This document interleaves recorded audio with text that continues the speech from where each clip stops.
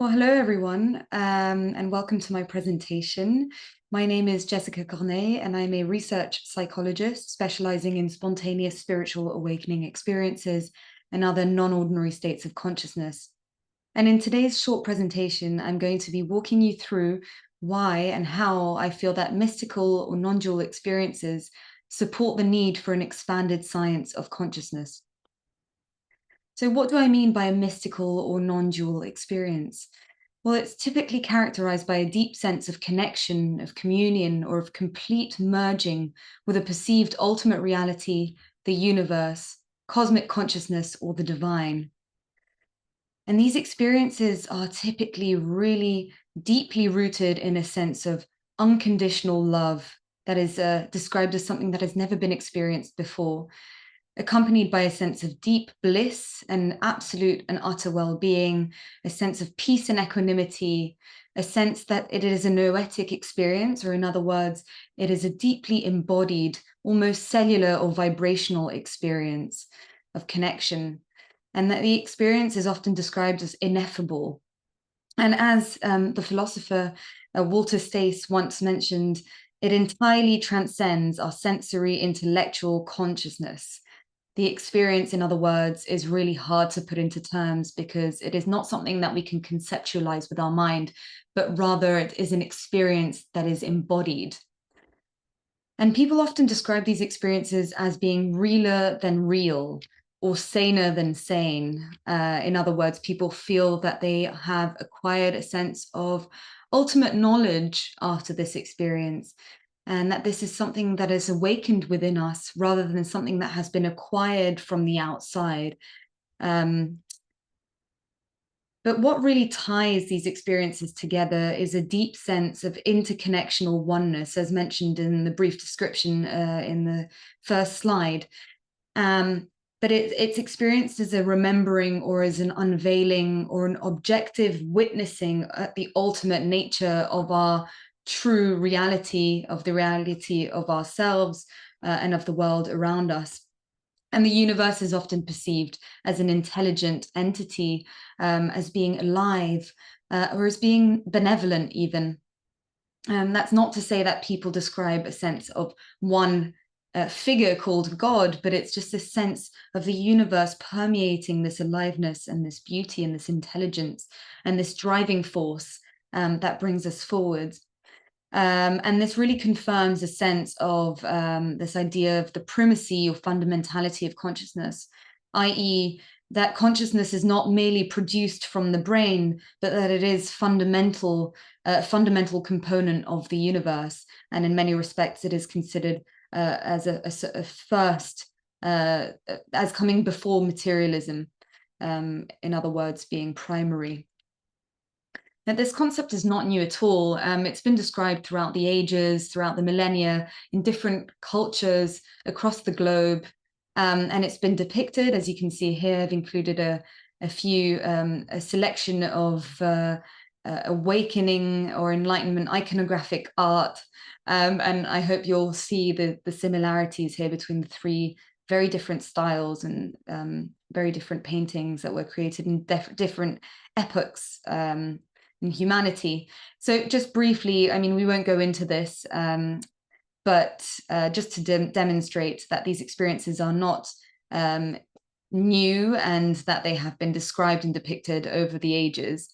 I've included a few examples here of what the different religions define them as: illumination for Christian mysticism, for example, Satori for Buddhism, and so on and so forth. And some people might even postulate that at the fundaments of religion is this one experience of enlightenment, of awakening, or of non-duality or mysticism. But whilst the experience is not new, it's not a new concept, it's also not merely an old concept. It's not merely reserved to the saints and the religious masters that have been described over the ages, such as the Buddha, Jesus Christ, and so on and so forth. These experiences occur to people like yourself and like myself, like you and I, and it occurs and is being described by people all over the world in this present moment as well. And there are several studies that I'd like to just point you to, but there are many more that I could bring up. For sake of brevity, I've picked out a few key ones. So one, for example, from a Gallup study, a survey made towards the general public in 2002, involving 1,509 participants, where 41% of all individuals claim to have had a profound religious experience or awakening that changed the direction of their lives. Now, that's extremely significant, as I'm sure you'll appreciate. In a current study that myself and Malcolm Wright have co-authored along with other colleagues, we found that 45% out of 3,135 participants claim to have experienced a sudden mental event while not under the influence of any mind-altering drugs that involved strange changes in perception or ecstatic, pleasurable feelings. Now, whilst this is really important and the statistics are really high, I want to draw your attention to the statistic that follows, which is that of 15% of the entire population of 3,135 participants, resulting in 470 participants, expressed that they had experienced an unexpected, strong sense of oneness with the world or with God. I'll leave you with that thought for a moment. I'm sure that we would have had a higher statistic even if we had included individuals who had experienced that feeling under the influence of psychedelics, but that's for another study perhaps. These experiences typically lead us to a host of subjective and also objective, i.e. measurable, positive effects, whether short or long in peak duration. In other words, individuals who might have had the experience, the intensity of the experience lasting for either seconds or minutes, or even hours or days or months or even years, may have similar after effects. And these are often transformative and life-changing. And just by means of example, with a paper that I co-authored with Dr. David Luke from the University of Greenwich, we found we wanted to ask a series of different questions relating to spontaneous spiritual awakening experiences. But one of those was to understand whether the experience was experienced as predominantly positive or negative in both short and long terms. And as you can see here, the statistics don't lie. The experience is overwhelmingly reported as positive in both short and long terms. But what's also even more interesting is the fact that the statistic for the long-term positive effect is higher than that of the short term, indicating that even after an initial negative experience regarding spiritual awakening, the experience is almost always perceived as drastically positive and transformative. Some of the main short-term effects of these experiences is a deep sense of gratitude, of curiosity, of creativity, but also of physical and mental sensitivity. So there might be a heightened sense of porosity, physical sensations may be enhanced, sounds, smells, lights, and all of the other senses might come alive to a great extent. Significant also is the reported reduced anxiety, particularly towards a fear of death, which is interesting because most individuals who have these experiences have not had them through a near-death experience. In other words, this is not necessarily a reduction in anxiety following an encounter with death, but rather just a perception that all is well. And I myself have had a spiritual awakening or a non-dual experience, and I can tell you that that feeling was very, very intense and very strong for me. I had a complete obliteration of fear of death because it felt almost as though there was a homecoming, and as though what lied beyond what we experience with our five senses and our two eyes is pure peace and pure love. Coming back to the short-term effects, people often report distortion in time-space perception and an increase in synchronicities or coincidences, and also of luminosity, i.e. a sense of light emanating from different parts of the body or from the hands, the feet. and so on. And all of these tend to have a very beneficial effect on the mind, body, and the soul of the individual, although there are occasionally some difficult experiences, but we won't go into those for the purpose of this particular discussion. In terms of long-term effects, people present themselves with drastic changes to their mental and physical well-being. So, for instance, people might have had intense chronic pain prior to their experience, and then they have a spontaneous awakening, or an awakening through a near-death experience, or through psychedelic induced experiences, or through contemplative practices, and then suddenly they report not having this chronic pain anymore.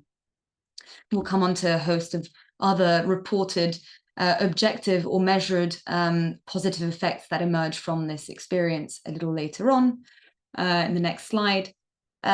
People also report increases in pro-social and pro-environmental behaviors, and they might be more inclined towards empathetic behaviors, sense of selfless service, devotion to love-based values, including towards humans, but also non-human animals, and towards even, what we would consider inanimate objects, plants, and other sort of beings that we may not necessarily consider beings when we're not in that state. So just to be clear, I mean an increased attachment towards nature, for instance, and an increased understanding that nature is part of this one consciousness that permeates through each individual and also through itself. And because these experiences are so ontologically shocking to individuals, they have a tendency to shift people's religious and philosophical views. So oftentimes, if someone has had the experience through the framework of a religious experience or religious framework, they might actually have a tendency to move away from religious dogma. The same goes towards dogmatic atheism in a way. Individuals like myself who were atheistic before the experience might have the experience and then suddenly develop this understanding that there might be more, and in other words, become agnostic or spiritual and not religious. And this often leads in changes to career paths and relationships.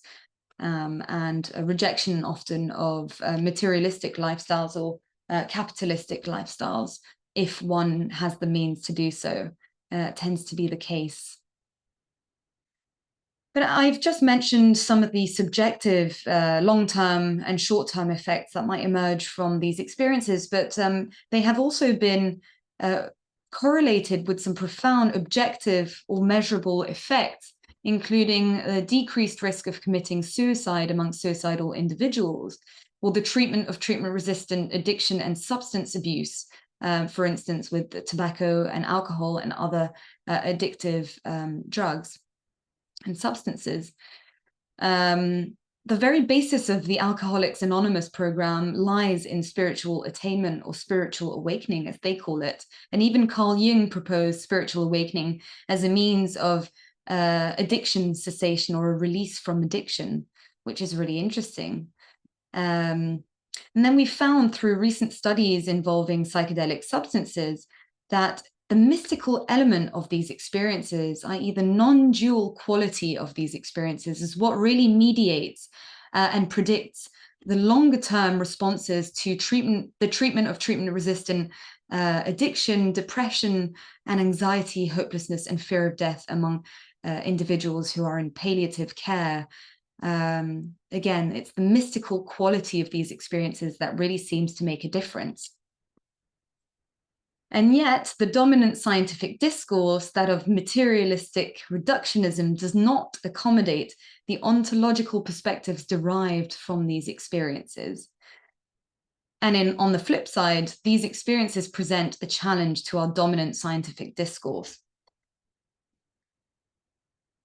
Now, Jiddu Krishnamurti once said that enlightenment is an accident, but some activities make you accident prone. And I really like this quote because it is estimated nowadays that around 200 to 500 million individuals worldwide engage in some form of regular meditation practice.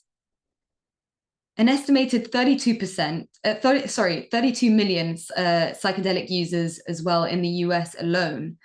And these are practices that are typically correlated with spiritual awakening experiences, non-dual experiences. In other words, with an increase in practice and access to these kinds of activities and practices, these non-dual experiences are expected to rise within our societies. And this is also further compounded by a fact that we are becoming, through the internet and through more acquired communities, more able to come out of our spiritual closets and share information gained from these experiences. So these experiences are really expected to grow in number, but also the telling of these experiences is expected to grow in number. And these numbers are expected to rise drastically.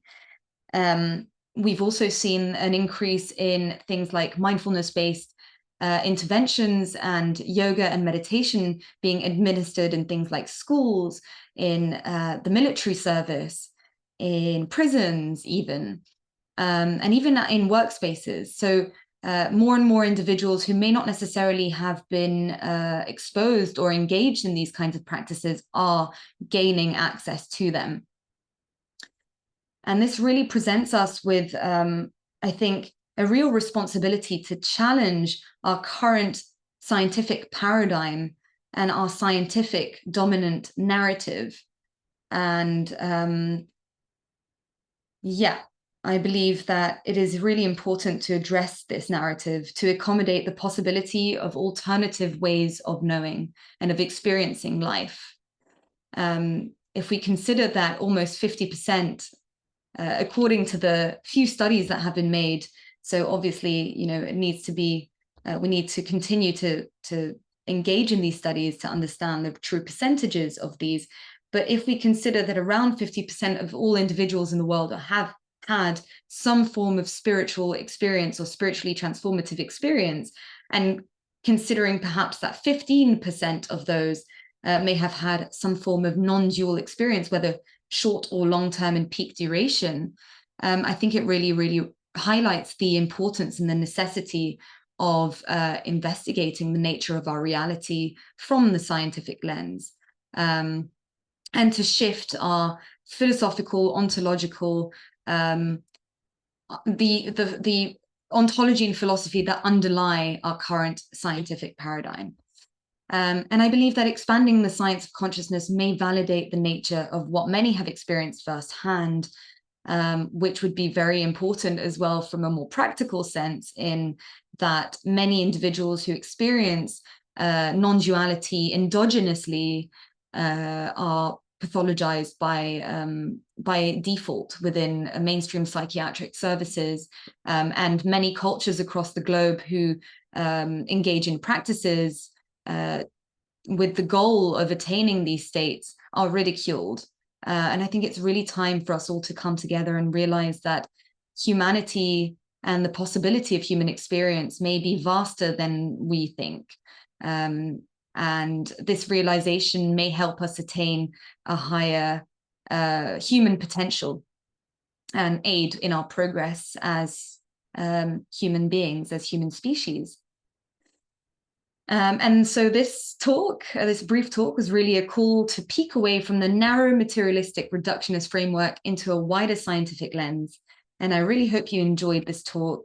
Thank you very much for listening. Feel free to email me if you have any questions, or if you'd like to engage in further conversations around this topic. There's still so much more that I could talk about, but I've kept it quite brief. So I thank you very much. And here are some resources that I'd like to point you to. Thank you.